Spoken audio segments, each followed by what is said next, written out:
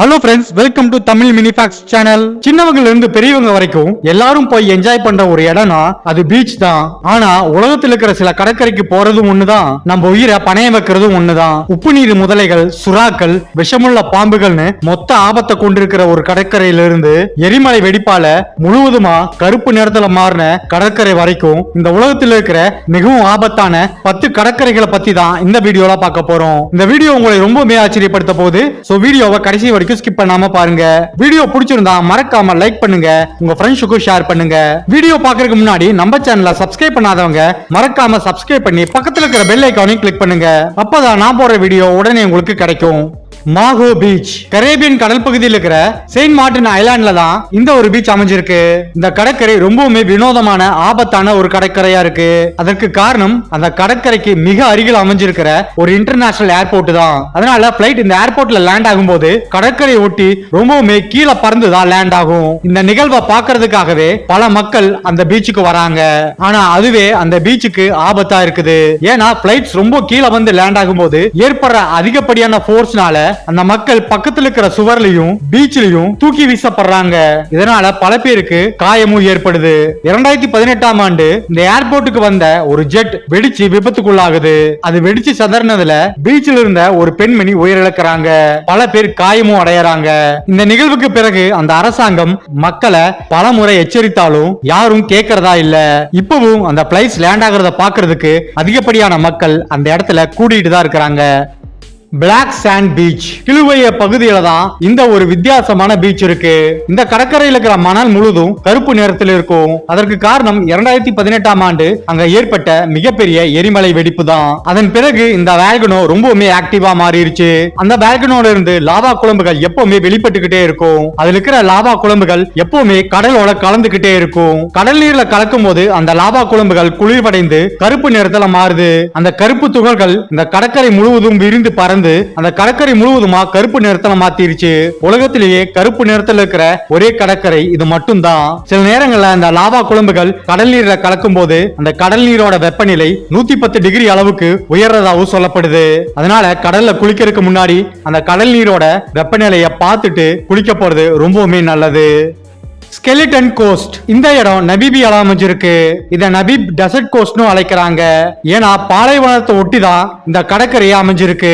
அதனால இங்க climatic condition ரொம்பவுமே மோசமா இருக்கும். இங்க அதிகப்படியான ஓஷன் ஃபாக் ஏற்படும். ஹை டைடும் அடிக்கடி வரும். இந்த கடற்கரையில வருடத்திற்கு 10 மில்லிமீட்டருக்கும் கம்மியா தான் மழையே பெய்யும். இந்த பீச்சுக்கு நீங்க போகணும்னா கிட்டத்தட்ட நூற்றுக்கணக்கான கிலோமீட்டர்கள் பாலைவனத்துல பயணிச்சுதான் இந்த பீச்சையே அடைய முடியும். எதனால இதுக்கு ஸ்கெலிட்டன் கோஸ்ட்னு பேர் வந்துச்சுன்னு பாத்தீங்கன்னா, இந்த பகுதியில வந்து ரிப்பேர் ஆகி நின்ன பல கப்பல்களோட உடைந்த பாகங்களை இங்க பார்க்கலாம். அது மட்டும் இல்ல, மிகப்பெரிய திமிங்கலத்தோடையும் கடல்வாழ் உயிரினங்களோட எலும்புக்கூடுகளையும் இந்த பீச்ல பார்க்கலாம். அதனால தான் இந்த பீச்சை ஸ்கெலிட்டன் பீச்னு அழைக்கிறாங்க.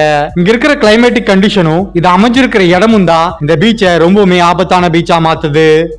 கேபிள் பீச் ஆஸ்திரேலியா உலகத்திலேயே ரொம்பவுமே ஆபத்தான ஒரு கடற்கரைனா அது இந்த கேபிள் பீச் தான்.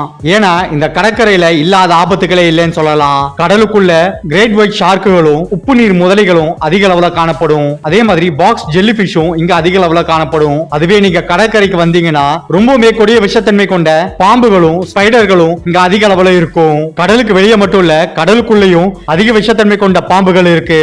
இந்த கடற்கரையில நீங்க குளிக்கும் போது மிக மிக எச்சரிக்கையா இருக்கணும். ஏன்னா எப்ப வேணா முதலைகளும் சுறாக்களும் உங்களை அட்டாக் பண்ணலாம். அதை தப்பிச்சு நீங்க கடற்கரைக்கு வந்தீங்கன்னா பாம்புகள் கிட்ட இருந்தும் ஸ்பைடர்கள் கிட்ட இருந்தும் தப்பிக்கிறது ஒரு மிகப்பெரிய காரியமா இருக்கும். இந்த மாதிரி பல ஆபத்துகள் இந்த பீச்ல இருக்கிறது தெரிஞ்சும் அதை எக்ஸ்ப்ளோர் பண்றதுக்காகவே பல பேர் இந்த பீச்சுக்கு வந்துகிட்டு தான் இருக்காங்க. பிரயா டு நோர்டே இந்த பீச் போர்ச்சுகல்ல இருக்கிற நாசிரத்துங்கிற இடத்துல இருக்கு. இந்த பீச்சை ரொம்பவுமே ஆபத்தா மாத்தக்கூடியது அங்க வர மிகப்பெரிய அலைகள் தான். அந்த அலைகளோட சராசரி உயரமே 40 இருந்து 50 அடி வரைக்கும் இருக்கும். இந்த கடற்கரையில எழும்புற அலைகள் கின்னஸ் புக் ஆஃப் ரெக்கார்ட்ல இடம் பிடிச்சிருக்கு. 2020ல 86 அடி உயரத்துக்கு ஒரு மிகப்பெரிய அலை உருவாயிருக்குது.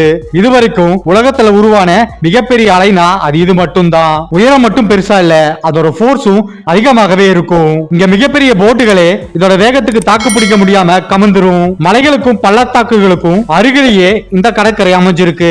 ரொம்பவுமே அனுபவம் வாய்ந்த சர்ஃபிங் பண்றவங்களே இந்த இடத்துல பல முறை இறந்து போயிருக்கிறாங்க. அந்த அளவுக்கு ஒரு ஆபத்தான கடற்கரை தான் இது. கான்ஸ்பாய் பீச் சவுத் ஆப்பிரிக்கால கான்ஸ்பாய் டவுன்ல அமைஞ்சிருக்கிற ஒரு ஆபத்தான கடற்கரை தான் இது. பெரும்பாலான சவுத் ஆப்பிரிக்கா கடற்பகுதிகள்ல சுறாக்களோட எண்ணிக்கை அதிகமா இருக்கும். அதுலயும் முக்கியமா இந்த கான்ஸ்பாய் பீச் தான் கிரேட் ஒயிட் ஷார்க்கோட கேபிட்டல் ஆஃப் த வேர்ல்டுன்னு சொல்லப்படுது. அதாவது சராசரியா உலகத்தில் இருக்கிற மொத்த கிரேட் ஒயிட் ஷார்க்குகளோட எண்ணிக்கையில 10% இந்த பீச்ல மட்டுமே இருக்கு. கிட்டத்தட்ட 450 கிரேட் ஒயிட் ஷார்க்குகள் இந்த கான்ஸ்பாய் பீச்ல மட்டும் இருக்கு. இந்த கடற்கரையில குளிக்கிறது மிகவும் ஆபத்தானதுன்னு சொல்லப்படுது. ஏன்னா இங்க அதிகப்படியான ஷார்க் அட்டாக் நடக்குது. வருடந்தோறும் ஆவரேஜா 30க்கும் அதிகமான ஷார்க் அட்டாக் நடக்குது. அதுல பெரும்பாலானோர் இறந்தும் போயிருக்கிறாங்க. சரியான பாதுகாப்புகளோட சீ டைவர்ஸ் மட்டும் தான் இந்த கடற்கரைக்குள்ள போக முடியும். வேற யாராவது போனா கண்டிப்பா சுறாக்களுக்கு இரையாக வேண்டியதுதான். ஹனக்கபாய் பீச் அமெரிக்கால இருக்கிற ஹவாய் மாகாணத்துல தான் இந்த பீச் அமைஞ்சிருக்கு.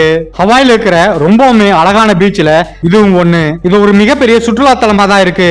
ஆனா சர்ஃபிங் பண்றவங்களுக்கு ஏத்த இடம் இது கிடையாது. இங்க ஸ்ட்ராங்கான ரிப் கரண்ட் இருக்கும். இந்த கடற்கரையில ஹை டைட் எப்ப வேணா வரலாம். அப்ப மிகப்பெரிய அலைகள் எழும்பும். அவ்வளவு பெரிய அலைகளை தடுக்கிறதுக்கு உண்டான பாறை அமைப்பு இந்த கடற்கரையில இல்ல. அதனால மிகப்பெரிய கரை உடைப்புகளும் இங்க ஏற்படும். அது மட்டும் இல்ல, இந்த கடற்கரை போறதுக்கு சரியான பாதைகளும் இல்ல. ஒரு ஃபாரஸ்டுக்குள்ள நடந்துதான் இந்த கடற்கரையை அடைய முடியும். வருடந்தோறும் இந்த கடற்கரையில மட்டும் 150க்கும் அதிகமான மக்கள் இறந்து போறதா சொல்லப்படுது. அதே மாதிரி மக்களுக்கு ஏதாவது அடிபட்டாலும் அங்கிருந்து ஹாஸ்பிட்டலுக்கு கொண்டு வருது மிகப்பெரிய சவாலாகவும் இருக்கு. அதனாலேயே அதிகப்படியான உயிரிழப்புகள் ஏற்படுறதாகவும் சொல்லப்படுது. கேரன்ஸ் பீச் இந்த இடம் வடக்கு ஆஸ்திரேலியா பகுதியில் அமைஞ்சிருக்கு. உலகத்திலே ரொம்பவே ஆபத்தான ஜெல்லி ஃபிஷான பாக்ஸ் ஜெல்லி ஃபிஷ் இந்த இடத்துல அதிக அளவுல காணப்படும். அதுதான் இந்த கடற்கரையை ஆபத்தாகவும் மாத்துது. அதுவும் குறிப்பா நவம்பர்ல இருந்து ஜூன் மாசம் வரைக்கும் இங்க அதிகப்படியான பாக்ஸ் ஜெல்லி ஃபிஷ்கள் இருக்கும். இந்த பாக்ஸ் ஜெல்லி ஃபிஷ் எந்த அளவுக்கு ஆபத்தானதுன்னா அதோட ஸ்டிங் நம்ம மேல பட்டாலே நம்ம உடல் முழுவதும் ரேஷஸ் வர ஆரம்பிக்கும். நுரையீரல், இதயம் போன்ற உறுப்புகள் பாதிக்கப்படும். மூச்சு திணறல் ஏற்படும். பல நேரங்கள்ல உயிரே போயிரும். அந்த அளவுக்கு ஆபத்தான ஜெல்லி மீன்கள் இங்க இருந்தா அப்போ இந்த கடற்கரை எந்த அளவுக்கு ஆபத்தானதுன்னு பாத்துக்கோங்க. இந்த பாக்ஸ் ஜெல்லிஃபிஷாலேயே இந்த கடற்கரையில அதிகப்படியான மரணங்கள் நிகழ்றதா சொல்லப்படுது. அதுவே இந்த கடற்கரையை ஆபத்தான கடற்கரையாகவும் மாத்தி இருக்குது. Bikini atoll beach US Marshall ஐலாண்ட்ல தான் இந்த ஒரு பீச் இருக்கு. 1940களுக்கு முன்னாடி வரைக்கும் இந்த பீச் அதிக சுற்றுலா பயணிகள் வரக்கூடிய ஒரு இடமா இருந்திருக்கு. ஆனா அதன் பிறகு 1946ல இருந்து 1958 வரைக்கும் அதிகப்படியான நியூக்ளியர் டெஸ்ட இந்த கடற்பகுதிகளில் அமெரிக்க கவர்மெண்ட் ஆனது நடத்தி இருக்கு. அதனால அங்க இருக்கிற மக்களை வலுக்கட்டாயமா அந்த கடற்கரை பகுதியில் இருந்து வெளியேற்றி இருக்கிறாங்க. இத ஒரு நியூக்ளியர் டெஸ்ட் சைட்டாவே அவங்க மாத்திட்டாங்க. அதன் பிறகு 1970கள்ல அங்க வாழ்ந்த மக்கள் மறுபடியும் இந்த பகுதிக்கு வராங்க. அவங்க வந்து அங்க இருக்கிற தண்ணிய சோதனை பண்ணி பார்க்கும்போது தான் தெரியுது அங்க ரேடியேஷன் ரொம்பவுமே அதிகமா இருந்திருக்குன்னு. அதனால இந்த பகுதிகளில் எந்த ஒரு மீன்களும் கடல்வாழ் உயிரினங்களும் வாழ முடியாத ஒரு தன்மை ஆயிருச்சு. அங்க வளர்ற தாவரங்களும் பழங்களும் கூட அதிகப்படியான ரேடியேஷனோட தான் இருக்குது. இது அமெரிக்கால இருக்கிற ரேடியேஷன் அதிகமா இருக்கிற இடங்கள்ல ஒன்னா மாறிடுச்சு. மனிதர்கள் பண்ண தவறாலதான் இந்த பீச் இப்போ ரொம்பவுமே ஆபத்தான ஒரு பீச்சா மாறிடுச்சு. கோபெக்கபானோ பீச் இந்த பீச் பிரேசில் இருக்கிற ரியோ டி ஜெனீரியோ பகுதியில் அமைஞ்சிருக்கு. இதுவரைக்கும் பார்த்த பீச்சுகள்ல கடல்வாழ் உயிரினங்களால ப்ராப்ளமா இருக்கும், இல்லனா அங்க இருக்கிற கிளைமேட்டிக் கண்டிஷன்ஸ்னால ப்ராப்ளமா இருக்கும். ஆனா இந்த இடம் இன்னொரு விஷயத்தினால ரொம்பவுமே ஆபத்தா கருதப்படுது. அது என்னன்னா மனிதர்களால. ஏன்னா இங்க உங்க வேல்யூபிள்ஸுக்கு எந்த ஒரு சேஃப்டியும் இல்லைன்னு சொல்றாங்க. இந்த பீச்சோட மொத்த நீளம் 4 கிலோமீட்டர் வரைக்கும் இருக்கு. அதனால இங்க அதிகப்படியான திருட்டுகளும் கொள்ளை சம்பவங்களும் நடக்கிறதா சொல்றாங்க. அங்க ட்ரக்ஸும் ப்ராஸ்டியூஷனும் அதிகமா இருக்கிறதா சொல்லப்படுது. அதே மாதிரி அங்க இருக்கிற திருடர்கள் திருடுறதுக்காக எந்த எல்லைக்கும் போவாங்கன்னு சொல்றாங்க. அதிகப்படியான போலீஸ் போர்ஸ் அங்க இருந்தாலும் இந்த மாதிரி சம்பவங்களை அவங்களால தடுக்கிறதுக்கு முடியல. அதுவே இந்த பீச்சை ரொம்பவுமே ஆபத்தான பீச்சா மாத்துது. இருந்தாலும் இந்த இடம் ஒரு பிரபலமான சுற்றுலா தலமாவும் இருந்துட்டு வருது. இந்த வீடியோ இதோட முடிவுக்கு வருது. நீங்க இந்த வீடியோல பார்த்த 10 கடற்கரைகள்ல ரொம்பவுமே ஆபத்தான கடற்கரையா நீங்க நினைக்கிறது எதுங்கறத மறக்காம கமெண்ட் பாக்ஸ்ல கமெண்ட் பண்ணுங்க. ஓகே ஃப்ரெண்ட்ஸ், இந்த வீடியோ உங்களுக்கு பிடிச்சிருக்குன்னு நம்புறேன். வீடியோ பிடிச்சிருந்தா லைக் பண்ணுங்க, உங்க ஃப்ரெண்ட்ஸுக்கும் ஷேர் பண்ணுங்க. மறக்காம நம்ம சேனலை சப்ஸ்கிரைப் பண்ணி பெல் ஐகான்லயும் ஆன்ல வச்சுக்கோங்க. அப்பதான் நான் அடுத்தடுத்து போடுற வீடியோ உங்களுக்கு உடனே கிடைக்கும். சோ இன்னொரு வீடியோல உங்களை சந்திக்கும் வரை நன்றி, வணக்கம்.